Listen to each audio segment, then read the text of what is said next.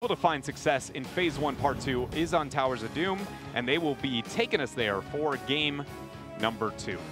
Keep in mind that they've won on Towers of Doom. They've beat the likes of Gale Force. They've beat the likes of Heroes Hearth on this. The only team that they've lost to on Towers of Doom is Tempo Storm. I think that's okay to say that you've lost to Tempo Storm on Towers of Doom. Yeah, it's probably, you can probably cut that sentence off after the word storm and just leave it at that. But yeah, no, that is a great point that you bring up. It's not like they're taking, you know, kind of on the lower scale of North America. They can hold their own on Towers of Doom. And I wish I could sit here and honestly tell you guys that I've dissected it and I know why No Tomorrow in Towers of Doom. That is the sweet spot. I don't. I honestly, if anything, I would argue with the sapper changes and the lack of manipulation over the bottom lane, the win conditions have become a bit more vague to where I would say, you know, maps like Tomb, Dragon, Tomb and Dragon kind of share similarities, all now in that kind of vague question mark over the mid game.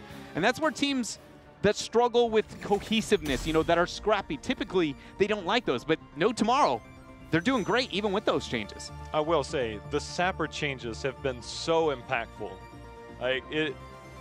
I love them. I agree. It makes Towers of Doom even better. It makes Towers of Doom, I would argue, it made Towers of Doom go from a not lame map to a definitely okay map. Well, you know, we saw Simplicity. They had good results with the Maiev, but it looks like they're wanting a little bit of Phoenix action here, Dreadnought, because Maiev, you can expect the Medivh ban from No Tomorrow. Hosty on that, although maybe they'd be willing to trade out the Medivh for the Phoenix. I don't think we've seen that yet, but unlikely. But yeah, so Phoenix here for Simplicity.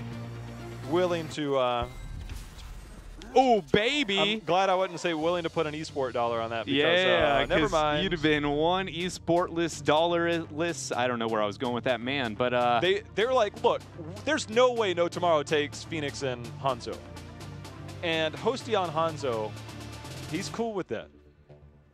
I feel like that's a bold statement, but we'll find out. That is a lot of what it looks like we see kind of being posed here, even though they do damage-wise and kind of playstyle-wise have a bit of overlap. I would just say objective power-wise, I don't know if that's something I'd be willing to risk. I agree.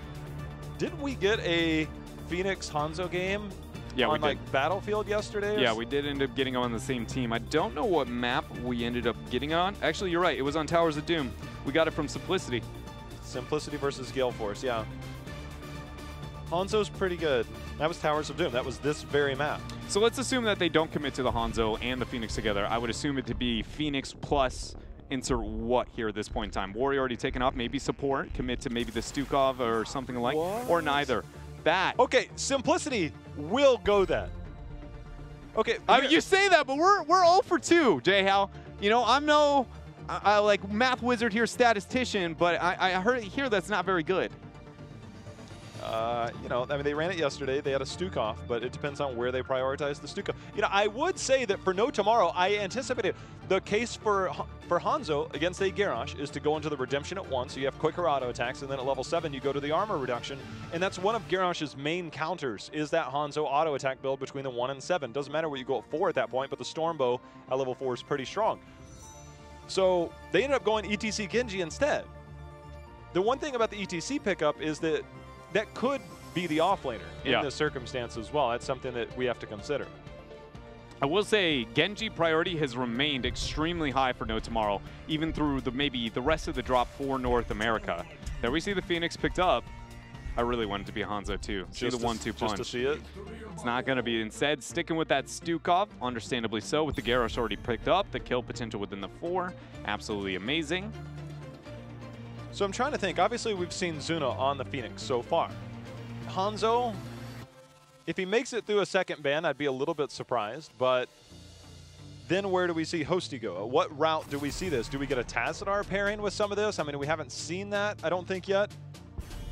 This is the map, or this is the team, and they will have times, although Phoenix is normally Zuna, they've run double support on this map multiple times. Yeah, that's a good point. I don't know if I look at Phoenix and say double supportable. Let me explain maybe for people at home why. Mainly just look at his HP alone, right? And the fact that his shielding is a lot of half his HP, right, in itself. You can't heal that. So 50% of his actual hero pool, health pool, is just unhealable whatsoever. And so because you can't impact that, unless you're adding armor to the math problem of the shield on top of it, you aren't really able to help that. So why would you want to, you know, if keeping Phoenix alive is difficult, adding 2 supports really isn't going to make it that much better because you're only looking at the bottom 50% of his HP pool overall. Abathur and Uther are going to be the case here for No Tomorrow. Really strong composition for them. A bit of a cookie cutter one, you know, Abathur, Genji, Uther, a pairing we've seen for some time, especially on Towers of Doom. This to me, it feels like No Tomorrow, at least my interpretation of their mantra, especially from yesterday's games, has been stick to the aggression because that's where it felt like they had those kind of signs of life before, and they're still going to pack it here with this composition. So, Tyrion's still here. We saw an attempt by Galeforce to run an all-in, similar style composition and hit the back line onto the Phoenix. The only problem was there was a Lucio nearby, and the Lucio didn't get interrupted on a sound barrier, and Phoenix was unable to be taken down. Stukov over there is a little bit different story. You could focus either the Stukov or the Phoenix at this point and get value out of that. You still have to get that one-shot, one-kill blow-up potential. So let's see if Simplicity maybe fears a little bit of that. I would argue Stukov is better at dealing with those situations with a double disengage on his heroics, depending on how strong the initiation kind of comes in. That is heavy. Blaze Dahaka here for Simplicity. Wait a minute here. That is heavy melee. Are we looking at a unique laning setup? Is this a 2-1-2? Give me a moment. I got to do some laning math problems in my head really fast. Garrosh, Stukov can't separate from one another within a laning circumstance. Blaze Dahaka, in fact, can, so it would be a 3-man tri-lane with a split Blaze Dahaka if you were to do that. But that's not really that good. You might as well run a Blaze within the 4-man itself and just dominate with his wave clear and then have him rotate and get top. They literally took out the best solo laners at this point. I mean, you got Malthael left, but that's a bit kind of awkward if you want to move down that direction now, as the Sonya ban on the side of No Tomorrow is kind of nipping him in the butt here a little bit. Again, ETC could be Equinox's hero, but that means your wave clear is even worse at this point. You could always have the ETC and just kind of hold and pray and wait till 10, but... Tracer. No off lane. That's what happens. J-How, when you lose in the macro game and you can't make up for it, how do you win? How do you recover a draft? You take what you already do, the skirmishing, and you just go ahead and double down. You take that esports dollar you lost before, you take 2, and you go, this is it. Here we go. Plop them on. It's like you got a choice of a number between 1 and 100, and you put all your money on one number. Yeah, 0-0, boys. We're in there. It's so... This is so all in. And I look at this, right? I see Phoenix. Just so everybody is aware, if you have your warp available, yes, and you warp when that pulse bomb is on you and you time it appropriately, guess what happens to the pulse bomb? It just does. It doesn't exist anymore. Stukov, the only primary target. Blaze, super tanky, has a lot of options he can go with, and has a bunker. Dahaka goes underground. Garrosh, obviously post level 10, does take burst damage outside of his armor that's built in there, but he's so tanky, Dreadnought, that it's hard to get these takedowns. You know what I heard? There's a chance. That's all I heard, J-How. It looks like a slim one, but so there's you're in fact telling a me chance. There's a chance. Yeah, no, I agree with you. From beginning to end, the Tracer, the impact, it is legitimately, in my mind, this is No Tomorrow. They commit with the high offense. Like I said, that is what we saw from them yesterday. That's what we've seen from them here and there through all of part number 2. But it feels like that is their kind of go-to when it's like, we are the best when we're offensive. They stick to Casanova on the Genji, see what they can make happen with that, and then hope. Honestly, you just hope it's Reset City at that point in time. The Tracer, only, again, doubling, feels like tripling down. You know who's on Tracer, right? Wait. Equinox. Is that Equinox? Yeah, it's gotta be. Yeah, you're right. It's kind of his old school, right? I'm thinking, who's playing Abathur? Shrite is their Abathur player. We'll actually find out here in a second. But yeah, normally it's been Shrite has been their Abathur player, and then I'm like, well, wait a minute, Casanova's Genji, who does that leave Tracer? And then Equinox last year, he loved him some Tracer. Yeah, the old, warrior bamboozled Tracer kind of backup pocket. I'm wrong. Look at you. You know what? Honestly, wait a minute. Equinox on Abathur. Is this real? This is real. For anybody wondering why J-How was referring to that, we have a couple of players that are very good at Tracer specifically, even though they're warrior mains throughout all parts of the world, even out of the Korean region. Yeah, Sign is one of those few that kind of flexes over. Kyocha is one that, depending on what part of your career you kind of look at, he's that backdoor kind of pocket Tracer. Equinox used to be that for North America, but not going to show it here today. Kyocha on Towers of Doom, right? He was one of the OGs, and it was just like, dude, this guy was a menace. In and out, always making stuff happen, you know, before Tracer became the hotness, and really kind of before double support, but Tracer and Kyocha in the early game, it was him and Snitch on Dignitas, and it was just, you kind of, I'll take any of them. And in North America, obviously, you had Crowan that, it was Towers of Doom. I remember a long time ago, Drenna, about 2 years ago, we had Crowan on Tracer on Blackheart's Bay. Blackheart's Bay was a thing. Was a thing. Thank the heavens it is not. I still love it. I am comfortable not watching Doubloon turn in contesting for 45 minutes anymore. As you can tell, Blackheart's Bay, one of my favorite maps. One thing I do want to point out here, it is a bit of the 2-1-2 I was expecting from Simplicity, especially with the commitment of No Tomorrow even more into the Tracer. That playstyle and abusing macro is only going to get better and better. So they're keeping Blaze over the mid wall. The tri-lane sticks to the bottom half. And then Blaze, because he has a superior 1v1 or even 2v1 in a majority of the cases, he just gets the clear and kind of babies bottom when necessary. Look at Hosey. He's like, yeah, this is fine. I'm Blaze. This is not a problem. I'm winning on the macro. And then he can make his way down. While bottom lane has a camp and still 2 people in a 2v1 pushing. This is showing how much a macro advantage Simplicity has with the clever adjustment on the back end of their draft. Because that Sonya ban, because of picking up that double, the Dahaka and Blaze offlaners, it's now put them in a very difficult position. To be honest with you, Jayhow, I think this game is going to get really out of hand extremely fast based on how Simplicity has already adjusted this draft and how they're playing it. They are very aware of not only what No Tomorrow is looking to make happen, but what are the huge drawbacks of this comp, and they're already abusing it near perfectly. Well, the other thing that we actually just saw was Prismat in the top lane, Dreadnought. He's doing the one thing. If you're going up against an Abathur composition, he's not pushing. He's not pushing. You don't push it out. Abathur has to commit. If you clear the minion waves, it sends the minions to die over to the towers on that side. Abathur can body soak and then hat some of his allies around the map. If you don't push out that lane, you are committed to hatting that top lane so you don't miss out on experience. So you soften it up a little bit, you hold the lane, and you don't push it out. And it just is really inconvenient whenever he has to hat the top half too, because for anybody who plays a lot of Abathur, you know the cycling of your second half versus the cooldowns, it gets a little bit awkward when looking at that. And you hat the first minion and you put out the rotation, and then you're like, wait, but if I unhat, I'm not going to get the next wave of minions that are dying right now, but I want to help my team fight elsewhere. It really limits the Abathur from beginning to end. It's a great point you bring up there, that Prismat is not getting that kind of shove out. Double attempt here for both the teams on the top half. Abathur will pick up the top right. Casanova versus Prismat in this 1v1. Not going to be 1v1 for long as Tracer making the way up and the Abathur. But with that Simplicity, able to pick up bottom altar for themselves. Dahaka should be able to cancel this. Let's see. Here they come. Here comes K1 Pro and team. Casanova, he's going to go out. The oil goes down. It's going to be lit. Is it going to be lit? Ooh, we're about to find out. I think as this game hits level 10 and Equinox keeps up with positioning like that. Dude, if I'm in it, you see how comfortable Pajamathur looks in that? Like, I would sleep in that. I mean, you're right. Honestly, I wish I could be as comfortable as Abathur. Hold up, though. Nice pulse bomb there. Prismat with the passive, though. Flip over on to Tomster. Nice lurking arm from K1 Pro. Going to deter the advance. Do we see Zuna track it down here with the Plasma Cutter? Not going to commit there to Tomster, but does trade pretty positively here for Simplicity.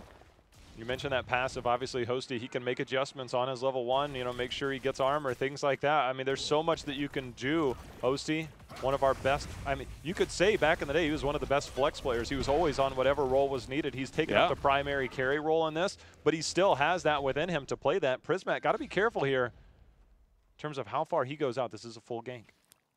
One thing that Simplicity has consistently praised about Prismat is his game sense. And look at this. Like, you still see it here. See if he's able to survive. No, that's definitely dead. I was trying. He burrowed too early. Yeah, he burrowed a little bit too early there. But I was just saying that you could tell he was very aware, and it was still close, right? He's not out in the middle of the lane knowing that everybody's kind of gone and maybe making something happen. And Simplicity, though, is actually making more out of this deal. They go, okay, wait. If you're going to gank me with a 4-man and commit to this and take this long, it's very easy that my team is going to get more out of the situation. So great play still here from Simplicity. Legitimately feels like they're winning on nearly every front, but kills. Things not too shabby here for Simplicity, as now they've gained control. And one of the things about this composition, Dreadnought, that is on the side of No Tomorrow, we've talked about the all-in team fighting, the lack of wave clear. How do you reclaim this bottom lane now? I mean, eventually you should be able to get there. Oh, wait a minute. We got...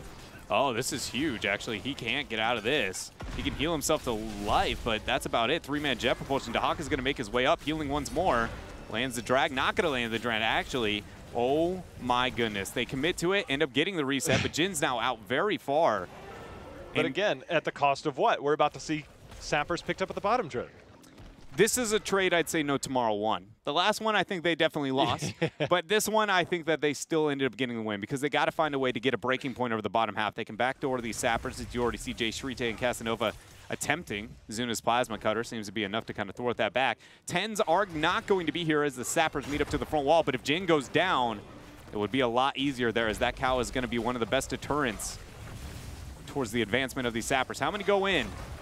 See if he gets the toss or whether he's willing. You know, they don't have a lot here. Stukov is being so far back. Casanova, you can see, he's actually taking shots from the keep, but we got the power slide over onto King Caffeine, who's going to eat that pulse bomb. He's going to be fine. The cleanse is going to be there onto Jin after the taunt. But the entire time, the Sapper just trying to get across, man. Yeah, big kind of optimism coming out from the salvo attempt there on the side of Zuna. It was a little bit early on kind of pulling the trigger. Wasn't able to get the value maybe desired over that bottom skirmish, but I still like the fact that we see Simplicity forcing with tens, right? I mean, they're a team that almost never lets up, no matter how many kind of criticisms you may give towards them in the macro sense. Heroics are one thing you know they know how to abuse very, very well there. We got 20 seconds out from those bottom two altars. Sappers will be sieging over, and again, we talked about that bottom bell tower. It's not going to get converted anytime soon over for No Tomorrow. So it really feels like, I mean, think about it. If 10 more shots go onto their base right now and they lose this next skirmish, this game gets out of control. No Tomorrow has to win this. We're going to see Simplicity could opt to concede if they want to. They've already obtained the bottom one. Now Stukov, K1 Pro, is going to make his way up, as are the members. We got a clone top left. They're looking for a big-time flank here, Dread. Yeah, Equinox, he uses the passive over the wall. It's going to get scouted out. Double commitment here on to Zuna. 3-man mosh pit is going to land here for Jin, making the play necessary, but everybody gets into the bunker, and they're able to survive. Casanova not going to let that happen. Salvo going to be thrown out from Zuna, turning and fighting back, but he's only going to get the clone. Reset 2 there for Casanova, so he goes in. The slow from the keep. Posty now trying to fight back. Nice cyber agility, and Tomster with the cleanse. Power slide through. Cafe able to get the heal actually and keep himself alive. Prismat now tracking down the back line. He is a monster there on the Dahaka. The beef squad of Simplicity is able to hold their own and keep this up, and the 3 versus 3. There's a power slide onto 2 members. Prismat, King Caffeine taking so much damage, but he does have that self-heal, and Shrite walked right into it, used his recall. There's going to be the toss in. Hosty, see if he can make something happen. King Caffeine has to be so careful here. He's going to fall. That's bad positioning. Prismat. Yeah, he's still back. Looking for more. He's going to get the interrupt, too. And Jay Shrite is way too low to compete. He can't contest. Drag's going to come out in a second. Good dodge there with the last bolt, but Zuna comes in with the warp, gets the auto attack, and now Jin trying to retreat or to use the power slide. No mana left. Hosey throws down the oil, and it should be enough. The Abathur hat comes in. Auto! But he doesn't make it out. Zuna got the auto attack, and now K1 Pro's up here with the heals, and you can see the body blocks are real. You're not going to be able to get out of there. But he does. Casanova ekes through with that tiny little hitbox, just sneaks out. He maybe got a little wet from that lurking arm, just kind of shimmied his way, slid along that wall. Yeah, that thing was very close there. Be able to skirt right through that one. And a lot of fireworks here, J-How. But the one thing that is, you know, not so close or competitive within this game, though the action may be, the experience pretty close. The core HP, not so much. That is pretty terrifying. And we look at the next one, we're going to have a single altar phase. Again, controlling this bot lane is such a huge help. We talk about the Sapper changes have kind of neutralized this, but everything that Simplicity's done in the early game has given them such a lead. It's kind of like Infernal Shrines, very different map. Here's the Salvo. The Salvo is just like, when you're in a fight with a bear in the woods, I'm pretty sure the best way to fight the bear is to just run up and yell at it and scare it away. I think that's what the Salvo is trying to do. Yeah. Don't quote me on bear tactics, though. 2-man groundbreaker. Wall of Death is enough to stop the advance, but No Tomorrow, not enough to stop the advance of those Sappers. Now find 11 HP remaining on their core. Bottom bell tower I know we've talked about it. It's nowhere near being converted, and I hate to break it to you guys at home, but it's never going to get converted back. Outside of a major team fight wipe, there is 0 situations where the laning phase is going to get so advantageous for No Tomorrow that they can recover. Outside of, and again, I am stretching, maybe a split push Abathur build that recovers the top lane so heavily Simplicity has to eventually answer, and then the bottom lane gets converted for No Tomorrow. And again, hate to break it to you, we're not going to see split push Abathur build. Heal at 13 is all that you can imagine to try and survive in these big fights. However, if Jen can land another quality mosh pit, maybe things open up. Right now, Zuna's going to get interrupted. Casanova's gone in. The taunt's going to be there. The clone is out, Dread. Forces the Divine Shield from Tomster. Dragon Blade out too. Zuna's going to be focused down, but he's able to warp out. Will they get the reset? They track it down, and they do find that for Casanova, so no Zuna up. Calf pulls away from the bunker. Prismat question if he wants to make the advance. We still have sappers on the bottom right, something. If you see the core health fall on the side of No Tomorrow, that's going to be there. No Tomorrow should be able to confirm this channel. It is a 4v4. Casanova got to be careful. Prismat, he's joining the fight again. Abathur? This is still wild right now. Yeah, but the Abathur ends up getting the hat onto Jay Shrite, focusing on the all-in rather than trying to help Casanova now, tracking down Hosty. The passive now just going to drop. Hosty got the heal. He's able to keep himself alive. Stukov and Dahaka, though, still kind of dancing around this bottom altar. Tomster with what feels like channel number 1 million here for No Tomorrow. Yeah, Prismat comes back in, but we'll see if we've got any more aggression. Phoenix almost back. There's going to be the power slide into the bunker, into the mosh pit. That's going to be interrupted as the isolation goes out. Shrite, he's trying to make things happen, but all of a sudden the salvo comes in. Shrite hits the recall button, but he is in a terrible spot as the lurking arm from K1 Pro confirms the kill. This is going to be another 5 shots with the Tracer down. The 3 sappers made it. We might just see a boss attempt after they take these sappers, because no matter what, you've got to respond to one or the other, and somehow you're losing. Yeah, this bottom 3 sappers is going to be far more risky of a win condition than that boss you were just talking about. Yeah. But Simplicity, they don't care. They're going to make it, at least try to make it happen here. I'm surprised they didn't just force rotation. This is another moment where in the mid game, Simplicity, I would argue, is taking the higher risk here, kind of decision making, or maybe the 2 passive. There's the clone from Equinox, K1 Pro with the position. Again, there's no mosh pit. That was used last time. It was already silenced. Jen being tossed back in. There's going to be the drag. The D-shield forced to be used. Bunker is down. Sappers. Only one made it through. Yes, so there is not enough to get the win condition for Simplicity, but they did end up getting Divine Shield, and we got triple altar phase. I mean, by no means is this game back in recovery for No Tomorrow, right? But we're just looking at, is Simplicity have that cutthroat mentality that we take anything and everything you let us have? And again, it felt like that may be a moment where they let it through, but it is still very much Simplicity's, you know, game to win here. Yeah, No Tomorrow, they might not have the full cutthroat mentality, but No Tomorrow has to stop the bleeding somewhere because it's not looking pretty. And right now you can see Simplicity just kind of has to hold off. It's triple altar phase, and we're looking at the global of Dahaka. Here it comes, 30 seconds away. No Tomorrow has to literally be everywhere, Dreadnought, to try and hold this game. And a lot of it is Abathur. Abathur Mines, Abathur Channel. If you get that top right channel, now you're contesting 2, but they're on opposite sides of the map. Can you feign something if you're Simplicity? We're going to find out what their strategy is. Posturing for Abathur over the top right. Tracer looking to hover over that bottom one. The rest of No Tomorrow dealing with what is positioning-wise Simplicity's channel. Flip onto Jin, forces out that power slide. There's the knock-up, though.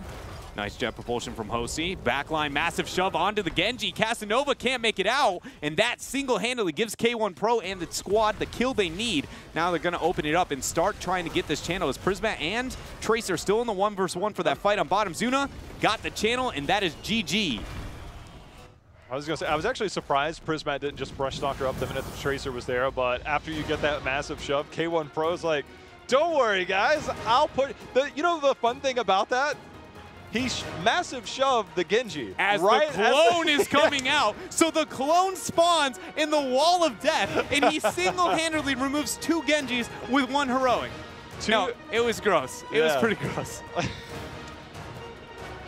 Yeah. Jay, how's that?